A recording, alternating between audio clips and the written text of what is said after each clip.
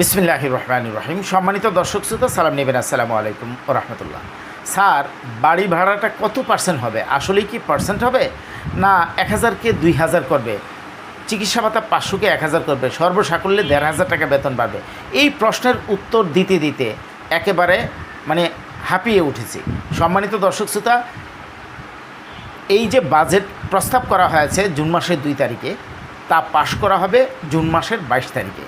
তারপর একাধিক মিটিং হবে, আমাদের কূটনৈতিক দৌড়ঝাঁপও পাশে থাকবে এবং শিক্ষকদেরকে এখন আর সনদ দিয়ে চাকরিতে নিয়োগ দিবে না, সরাসরি বিসিএসের আদলে পরীক্ষা নেওয়া হবে। শিক্ষা মন্ত্রণালয় সেই বিষয়ে মতামত দিয়েছে।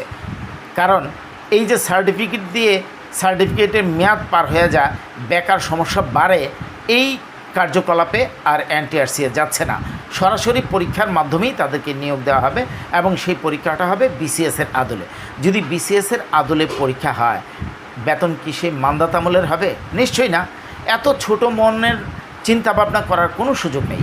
আমাদের বাড়ি ভাড়া, চিকিৎসা ভাতা, উৎসব ভাতা দৃশ্যমান বাড়বে এবং আমরা ইনশাল্লাহ অবশ্যই ভালো একটা পর্যায়ে যাব। এবং অন্তর্বর্তীকালীন সরকারের যিনি এই কাজটা করেছেন, ওনার সাথে আমরা সাক্ষাৎ করার জন্য প্রস্তাব দিয়েছি। উনি আমাদেরকে সময় দিবেন, ওনার সাথে কথা বলে অবশ্যই তা আপনাদেরকে জানান দিতে পারেন।